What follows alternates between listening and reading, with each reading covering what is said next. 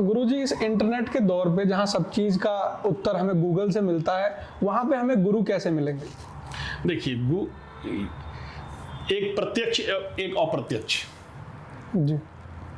तो जो प्रत्यक्ष होती है तो प्रत्यक्ष ही होता है। अब गूगल के द्वारा गुरु दीक्षा तो नहीं ले सकते हैं आप। जी जी जी। तो जिसके ऊपर आपका श्रद्धा हो, विश्वास हो, लेकिन आपका गुरु मंत्र वो मंत्र होना चाहिए जो कि आपके कुल देवता से संबंधित होना चाहिए। जी। आपके कुल देवता है, मान लीजिए किसी का हनुमान जी हैं कुल देवता, बालाजी हनुमान जी हैं, तो उनसे संबंधित जो शब्द है वो शब्द का गुरु दीक्षा आपको मिलना चाहिए। क्योंकि जो आपके कुल के देवता से संबंधित जो गुरु मंत्र होगा, सिर्फ एक उस मंत्र को जाप करने से आपके कुल देवता भी प्रसन्न रहेंगे और आपके गुरु भी प्रसन्न रहेंगे, आपके सारी समस्याओं का समाधान होता रहेगा। जी बिल्कुल। लेकिन प्रत्यक्ष है, प्रत्यक्ष में किया हुआ कार्य और अप्रत्यक्ष में किया हुआ कार्य, दोनों में काफी अंतर होता है। जी जी। जैसे मैं ये जानना चाह रहा था कि जैसे हमारे जो पूर्वज है, पुरोहित हैं, पंडित जी हैं, वो सबके अपने कुल एक कुल के होते हैं, लेकिन जब हम शहरों में आ जाते हैं तो वहाँ पे गुरु की तलाश हम कैसे करें, ये जानना चाह रहा था। नहीं तो आप चाहे घर में रहिए चाहे शहर में रहिए, उस कुल के लोग तो यहाँ भी मिल जाएंगे आपको। जी। उस कुल के लोग तो यहाँ भी मिल जाएंगे ना आपको, तो उसकी तलाश करेंगे, ऑटोमेटिक मिलेगा आपको। कोई आपके पूर्वज लोग यहाँ पे आके भी बसे होंगे, या नहीं है तो आप दीक्षा लेने के लिए तो वहाँ भी जा सकते हैं, दीक्षा वहाँ से भी ले सकते हैं, और जाप कहीं भी कीजिए, उनका सिमरन कहीं भी कीजिए।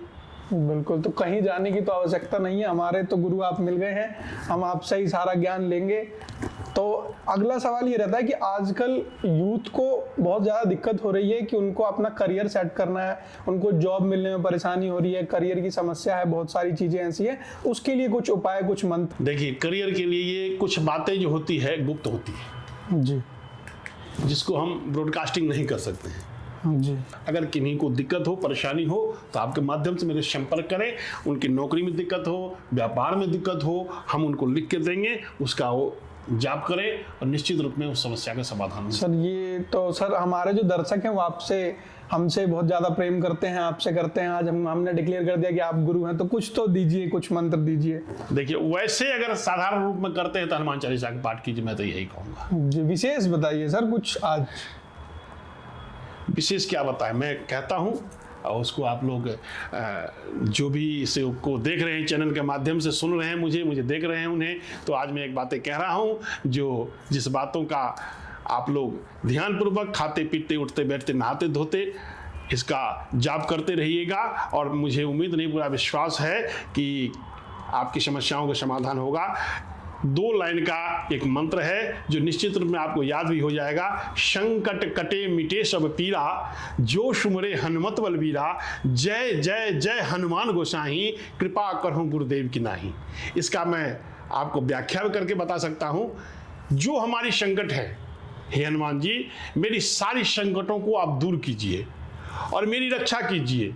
मेरी रक्षा कैसे कीजिए? तो जैसे एक गुरु अपने शिष्य की रक्षा करती है, इंसान के सबसे बड़ा गुरु माता और पिता होते हैं। जिस तरह माँ 9 महीने अपने गर्भ में अपने बच्चे को पाल करके रखती है, उसकी रक्षा करती है, और जन्म लेने के बाद भी अगर बच्चे के आंख से आंसू निकल जाए वो माँ को बर्दाश्त नहीं होती है। इसी तरह आप हमारी रक्षा कीजिए। इस मंत्र का जाप आप अगर करते हैं तो मैं निश्चित रूप में कहता हूं हर समस्या का समाधान आपको यहां से मिलेगा। तो पंडित जी, आपने बताया कुछ विशेष मंत्र भी बताए हमारे दर्शकों को, तो मैं अब ये जानना चाहता हूं कि मंत्र जप करने के लिए कोई विशेष समय है या कोई तरीका होता है?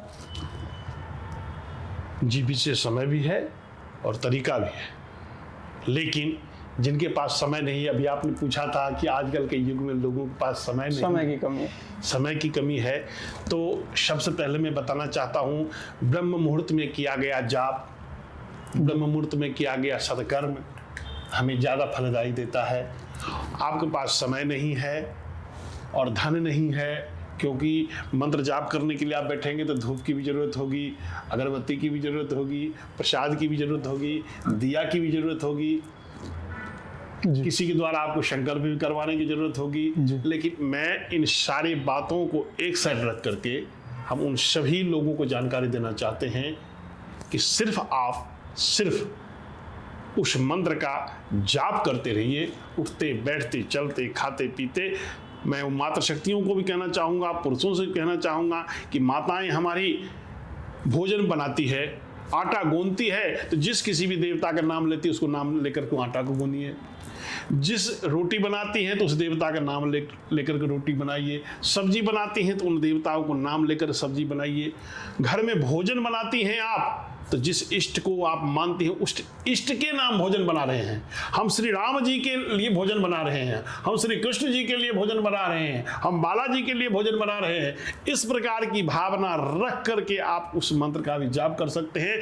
उस तरीके से बना हुआ भोजन में जो रस होगा वो अमृतमय रस होगा, और उससे उस जो अमृतमय रस शरीर के अंदर जाएगा, सारी बीमारियां भी खत्म होगी, मानसिक विकार भी खत्म होगा, तनाव रहता है वो भी खत्म होगा, और उसी ईश्वर का नाम भी होगा जिससे आपका जीवन धन्य होगा।